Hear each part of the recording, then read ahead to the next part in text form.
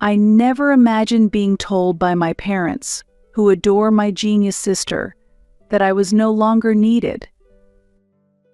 Having one child is enough. We don't need a failure like you. Sandy needs a lot of money to bloom her talents, so if you can pay the monthly rent of $1,000, we might reconsider. My parents decided to kick me out of the house while I was still young. My uncle reached out to help me, unable to hide my confusion. Though I'm poor, if you don't mind, Emily, I'd really like to be your parent, he said. I immediately accepted his offer. My name is Emily. I am now 30 years old, but my life has a complex background.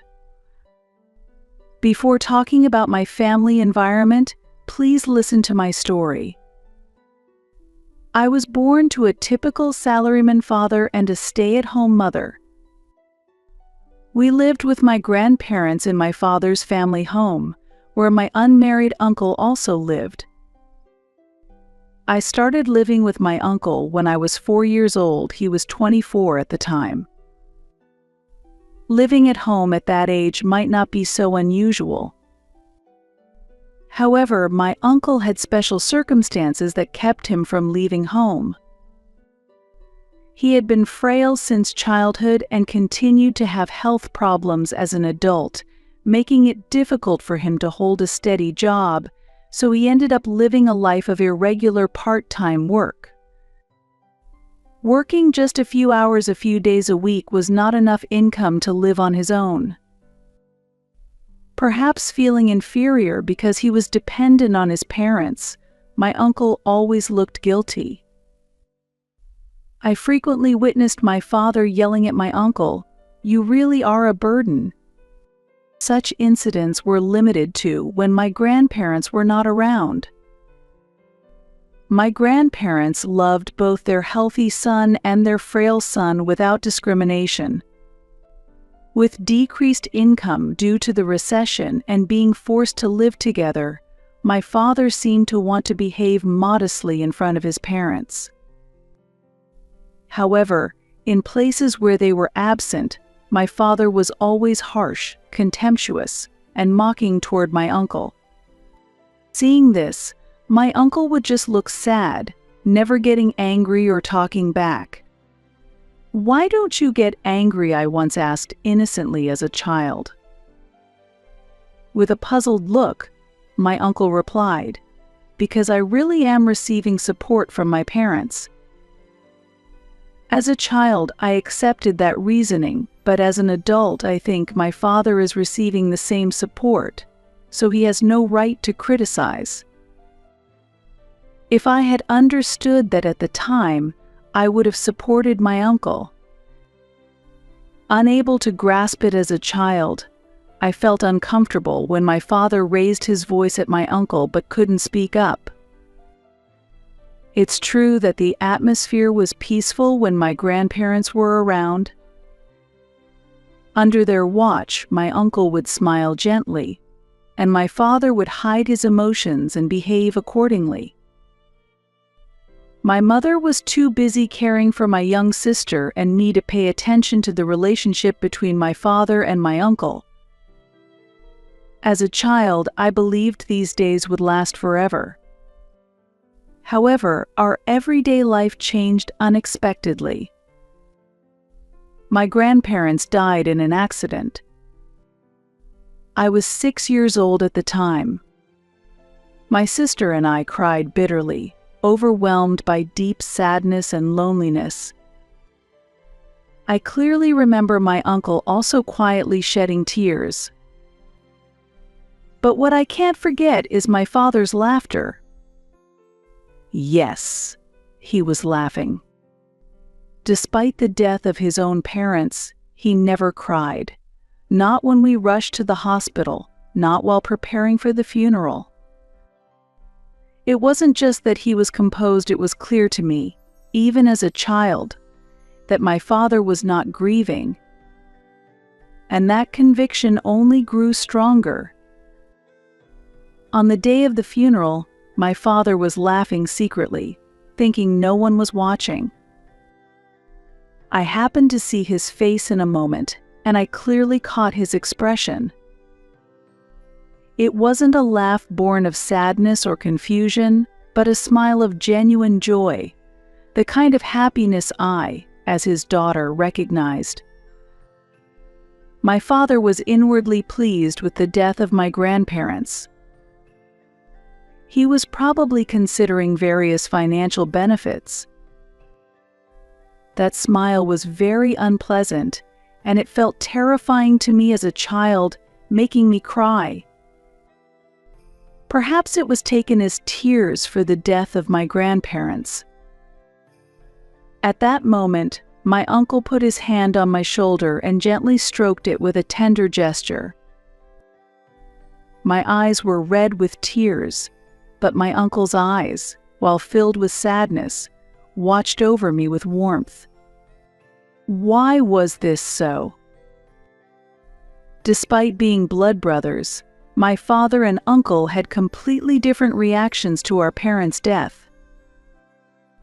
At that time, my suspicions about my father deepened. Afterwards, my father's behavior changed significantly. His attitude towards my uncle became noticeably colder, and he would say things like, "Why should I have to take care of a useless person like you? You should be grateful just to be allowed to live here," he also said. "If you can't even pay rent, I should take all the inheritance," he declared.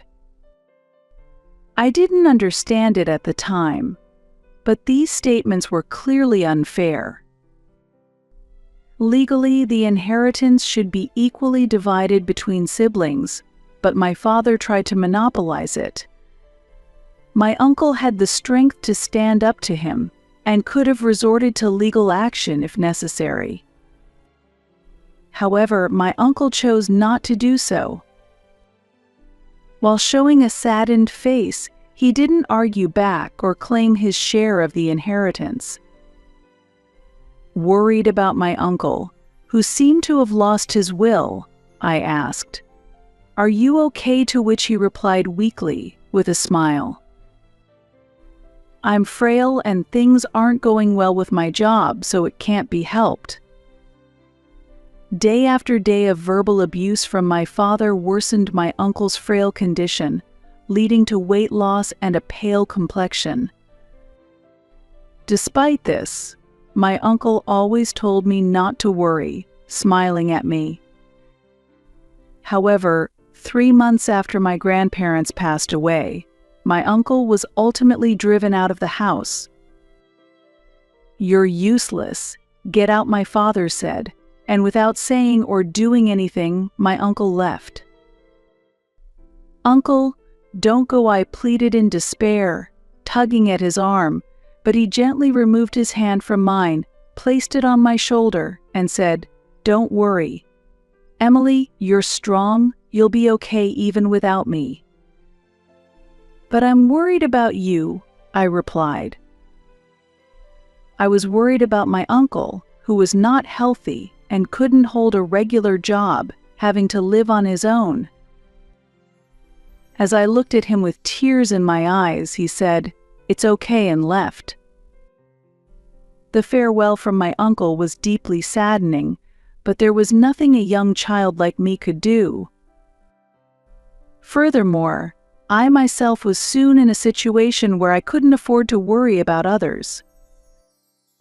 2 years after my grandparents passed away, the 8-year-old me was attending elementary school regularly, and my 6-year-old sister Sandy was about to enter elementary school as well. It all started when my mother mentioned that Sandy had been praised for being very smart in kindergarten.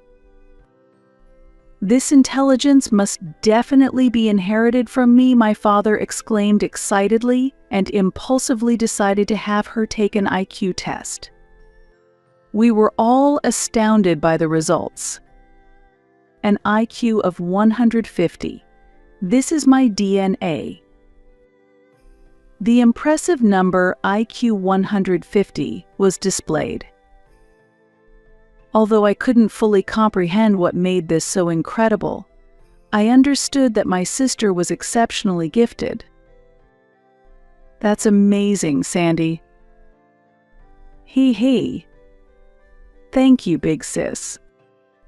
When I casually praised her, she smiled joyfully. Those were truly happy times. But that was as good as it got. The developments that followed were the worst. "All right, let's have her take entrance exams," my father decided. So soon. My mother was surprised, but she was pushed by my father's unfounded confidence that if she's talented, it will be fine, and she got excited too.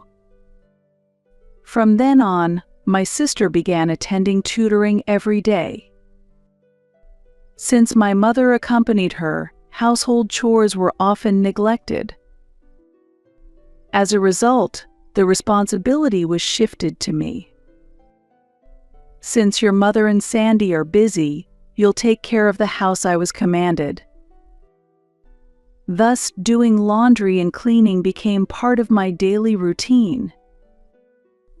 After school, I had no time to play. I had to go straight home and finish the chores, or I would be scolded by my parents.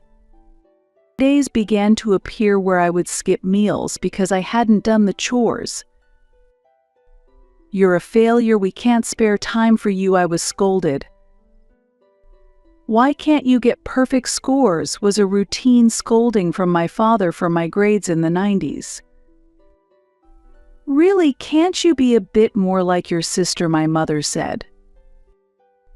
Even if I scored high on tests or came out on top at sports day, my parents neither praised me nor paid attention to me. I was just continually ignored. "Be like your sister, Sandy," was like a mechanical repetition. Moreover, they would add condescending words such as, "It's impossible for you, but Sandy is a genius. You're just incompetent." Sandy indeed had talent, and she made remarkable progress in a short time at tutoring, quickly passing the entrance exams. As a result, my parents became even colder towards me. They spared no expense on Sandy. I couldn't get new clothes and had to make do with ones that had become too small. Sandy could enjoy delicious meals. I got leftovers. Sandy was taken on trips. I had to stay home and watch the house. My parents clearly favored only Sandy. "This child has a promising future. She'll secure our old age," my father boasted. Should we make her a doctor, or perhaps a lawyer? Becoming a politician wouldn't be bad either, my mother pondered. "We're really lucky to have such a talented daughter," my father said proudly. My existence went unnoticed by my parents, and me, crying behind Sandy, continued to be overlooked. Then, when I was 10 years old, my parents made a cold declaration. "One child is enough. We don't need a failure like you. Sandy needs a lot of money to bloom her talents, so if you can pay the monthly rent of $1,000, we might reconsider," they said. What I was bewildered. "We're saying that one child, Sandy, is enough," my father continued. "That's impossible. What am I supposed to do alone?" I said. "Why don't you try contacting your uncle for now? We'll give you some pocket money. Figure it out on your own," they said, handing me a little bit of money, and I was driven out of the house. I cried and banged on the front door, asking to be let back in, but there was no response.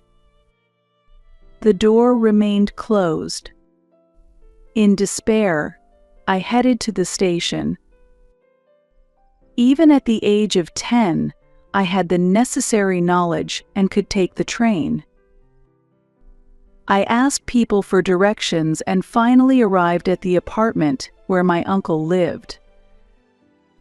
When the bell rang, my uncle came out, showing the same kind face as always.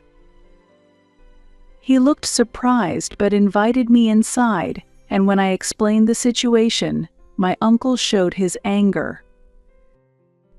"What are they doing?" my uncle exclaimed. I wasn't being scolded myself, but I was tormented by guilt for being forced out. Not knowing what to do next, tears welled up in my eyes. At that moment, as I looked down, my uncle gently placed his hand on my head. That hand, memorable for its size and warmth, was full of compassion. "It must have been hard, but don't worry anymore," my uncle said. "But what should I do now?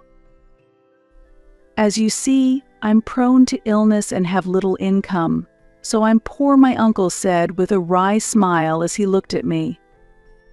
Although we had lived apart for a while, my uncle's expression had grown much stronger than before. Perhaps there had been some change in his feelings due to the distance from my father. Looking directly at me, my uncle said with a smile, "I'm poor, but if you don't mind, Emily, I really want to be your parent. I'd like to become your foster father. I might not be very reliable, though." Before he finished speaking, I had already jumped into my uncle's broad chest. It was similar to my father's, yet entirely different. That chest gave me a great sense of security. "You don't have to worry about anything anymore." Hearing that, I cried with relief, and my uncle gently stroked my back, comforting me. It felt like he was treating me with the deep love of a real parent. After that, I was raised by my uncle. As my uncle was indeed poor and often ill, life with him was not straightforward. However, there were always smiles in our home, and the laughter that I had forgotten while living with my parents returned in abundance with my uncle. It was a poor yet warm household indeed. My uncle continued to give me boundless love. With deep gratitude in my heart, I lived each day to the fullest. Whenever I tried hard, my uncle always praised me. Even if the results weren't great, he valued the effort itself. Encouraged by this, I worked even harder. Gradually, I began to forget about my parents who had never praised me. I grew up healthy under my uncle's care, and before I knew it, 20 years had passed. I am now already 30 years old. And now, there is a familiar face in front of me. Dad, Mom. "It's been a while, Emily. Have you been well?" my father says with a smile, fading from my distant memories. My eyes, directed at my father, who has aged significantly and whose hair has thinned, show undisguised coldness. And for good reason. It's a "what do you want now" kind of situation. Unperturbed by my icy gaze, my father suggests, "Well, let's let bygones be bygones and get along as a family from now on." My reaction is predictable. What are you talking about? Get along as a family? You must be joking. Figures. A failure always has a bad attitude. Can't be helped. Maybe it's time to re-educate you. That's enough. Please go back home. I firmly stopped my father as he tried to enter the apartment. At that moment, my mother joined in, fueling the conflict. "Emily, don't be stubborn and accept our help. You surely can't be happy living in such a run-down apartment," my mother blurted out. You have nothing to do with this. Please leave. No need to be so haughty. Come on, let us in. No, just go home. Let us in. Go home. Even though they've aged, they pushed with more strength than I expected. Maybe it's because there were two of them, which made it hard for me to push back. We kept shoving each other like kids playing push and shove, but I managed to stay calm until the moment my father tried to step over the threshold.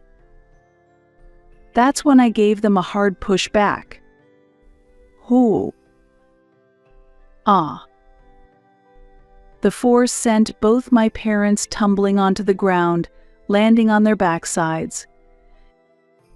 I ended up standing above them, looking down. Ugh, you're so annoying. What did you just say? I'm busy, so can you just leave already? What kind of way is that to talk?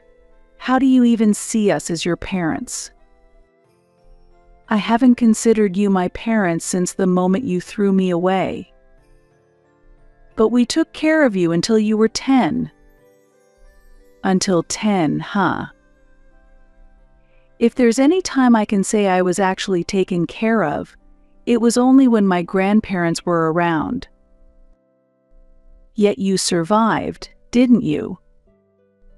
That doesn't give you the right to act all high and mighty. As they struggled to stand up while holding their backs, my parents looked much smaller. Even though they're in their 50s, they already seem like they're in their 60s or 70s. You're the ones who said it yourselves, didn't you? That Sandy was enough. With your genius daughter, there's no reason for you to come see me now. Well, it's not so simple anymore. At my words, my father grimaced and responded in an irritated tone. Did something happen to Sandy? What? Did she end up in need or something? She became a lawyer. Well then, there's no problem, right? That's amazing, just what you'd expect from someone with an IQ of 150. Oh, or so we thought, until she suddenly disappeared. That's quite surprising. As I listened further, it turned out that Sandy had successfully graduated from law school, went to grad school, took the bar exam, and although she didn't pass on her first try, she eventually did and became a fully licensed lawyer after her training. So why would she go missing after all that? She left a note saying, "I won't be taking care of you two," and then she just vanished. That's a tough situation. So in short, she's abandoned you. Congratulations. There's nothing to celebrate. That ungrateful child, after all we did to raise her, this is how she repays us. Well, I guess that's what happens when true love is lacking. While my parents may have showered my sister with excessive attention, it likely felt like nothing more than suffocating control to her. Parents who change their behavior based on an IQ score. Parents who burden their children with unrealistic expectations. Parents who disguise their selfish desires as affection. It's no wonder my sister grew fed up with that environment. Actually, the company went under. Well, given the times, that's not surprising. We barely got any severance pay, and the unemployment benefits are about to run out. That's great news. It's not great at all. It's hard enough trying to find a new job at our age. That sounds rough. Their obvious frustration only made me smirk with disinterest. That's why we want you to take care of us. The sudden demand wiped the smile off my face. No. What did you say? How can you just abandon your parents like that? The only real parent I have is my uncle, who has taken care of me since I was 10. What? My response left my father speechless. You knew I was living with my uncle when you came to this apartment, didn't you? So why are you acting surprised now? Do you really think of him as your father? My uncle, who gave me genuine love, is my true father. My words, which implied that parents who don't show love aren't parents, left my parents with stunned expressions. Even though he was sick and weak, my uncle still worked hard to support me. I wanted to repay his efforts, so I worked hard too. Wait, does that mean you actually have a proper job? Well, kind of. As I shrugged, my father suddenly grabbed my shoulder tightly. Let go of me. So, you're angry and a bit embarrassed too, aren't you? Please listen to what I'm saying. No need to listen. I understand it all. You were lonely, weren't you? You're sulking because only your sister got all the attention, right?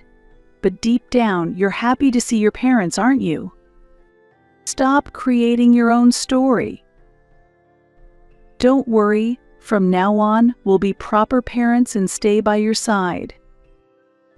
I had no idea what he was talking about. Could it be that my father is already showing signs of dementia? For a moment, I stared blankly at my parents, and their ridiculous expressions made me burst out laughing. Why are you laughing? Is it because you're happy? Haha, not at all. Just so you know, in the past 10 years, I never once thought about either of you. Thanks to my uncle, I had a fulfilling life. As my parents stared at me in shock from my sudden laughter, I continued to speak. Actually, I received a scholarship to graduate from university. Oh, really? Then you must have gotten into a good company. Yes, I did. I got a job at a well-known big corporation. That's great to hear. And through an unexpected connection, I also got married. Oh, well, then I have to meet the groom and give my greetings. No, that won't be necessary. No, it's only proper that I should. That's impossible. He's currently overseas. Oh, I see. Wait, what? By the way, Uncle is also overseas. What? Your uncle too? I thought you were living here alone. I figured your sickly uncle had already. Don't go assuming my uncle is dead. He got a job assignment abroad, and since it's in a place with a good environment for his health, he went along. Now he's happily spending time playing with my kids. You have kids too. My parents were almost too stunned to process all the surprises I was throwing at them. With their bewilderment on full display, I smiled brightly. At first, Uncle wasn't keen on living together with us, but he eventually agreed. Now we're all living happily as one family. Well, in that case, we could move overseas too. Sure, go ahead. But we won't live together, and I won't be taking care of you. You're free to do what you want with your own money. That's impossible. Are you really going to abandon your parents? You're the ones who abandoned me first.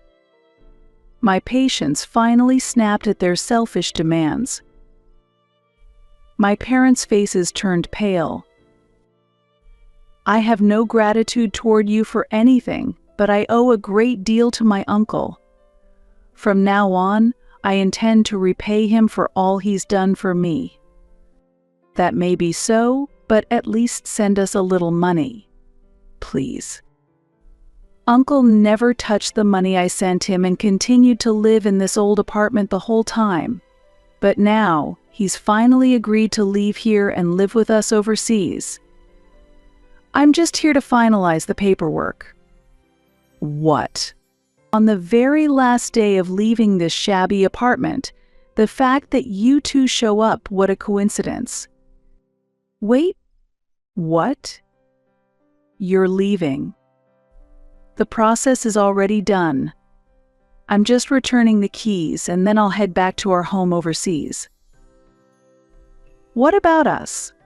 Are you just going to leave your mother and me behind? My father asked in shock, and I nodded clearly. Thank you for abandoning me. I said that with a smile, leaving them speechless. Truly thank you. Because of you, I'm happy now. With those words, I walked past them. How does it feel to be abandoned by the daughter you once threw away? I asked one last time, but there was no response. Without waiting for an answer, I left. It felt like this was the final goodbye to my real parents. After that, I returned to my home overseas. Throughout my life with Uncle, I worked hard and persevered. That effort paid off, and I secured a job at a reputable company. Later, I got an opportunity to work abroad, and it was there that I met the man I married. Uncle shed tears of joy as he celebrated our union. Soon we had children, and we invited Uncle to join us, and now we're all happily living together as a family. My husband, our children, and of course Uncle too. And I hope I can meet someone wonderful like you did, Big Sis said, my sister, who stood beside me, smiling as she watched the kids play in the garden. Don't worry, you'll find someone great. You're finally free from our parents' control, I reassured her with a smile. That being said, I really need to get used to this new job, my sister said. Why not try getting a law license in this country, I suggested. I'm not interested in being a lawyer. I've had enough of doing what our parents wanted. I want to take on a job that I truly want to do, she replied. You're right, I agreed. Right after our parents abandoned me, a letter from my sister arrived at my uncle's house. In it, she described how she was suffering under the excessive expectations and pressure from our parents. After discussing it with my uncle, we secretly arranged to meet my sister on her way home from school. We kept in touch without our parents knowing. My sister wanted to live with us, but with my uncle's financial situation, it was impossible for him to support both of us. More than that, our parents would never allow it, so my sister endured living with them until she became an adult and could plan her escape. It was a tough ordeal, but she overcame it and finally gained her freedom. While our parents were distracted, celebrating her success as a lawyer, she moved out and became independent. Of course, I was there to help her. Although she secured a job here, she's struggling to adapt to the new language and environment, but I'm sure she'll be fine. There's no one more resilient and hardworking than my sister, who withstood the strict upbringing of our parents, so she'll adapt quickly. On the other hand, although I was worried about Uncle said he's planning to attend a language school, I told her, and she nodded with a smile. That's great. It's never too late to learn. His health has improved a lot, so we should enjoy life more now." "You're absolutely right." Our parents quickly ran out of money after they selfishly squandered the inheritance. Even though they continued to invest in my sister, they eventually lost their jobs. When they sold the house, they were left with very little, as it was tied up with home improvement loans. They've been asking relatives for financial help, but everyone has responded coldly, leaving them to live in poverty. I heard from a relative that arguments between them are constant. I believe there should never be favoritism between siblings or unfair treatment of one's children, I said, reflecting on the past. "You're absolutely right." Once again, my sister nodded in agreement with my words. "No matter what happens, I'll always be here to support you, Sandy. You've already done more than enough. Thank you so much, big sis." Seeing how much my sister had grown brought tears to my eyes at that moment. "What do you mean by support?" Suddenly, I felt a gentle hand on my shoulder. It felt slightly smaller than before, but still warm. I turned around, squinting as I smiled. "Thank you." "Huh?" As I turned, I saw my uncle standing there, looking surprised at my words. I smiled warmly and said, "Thank you, Dad. I love you."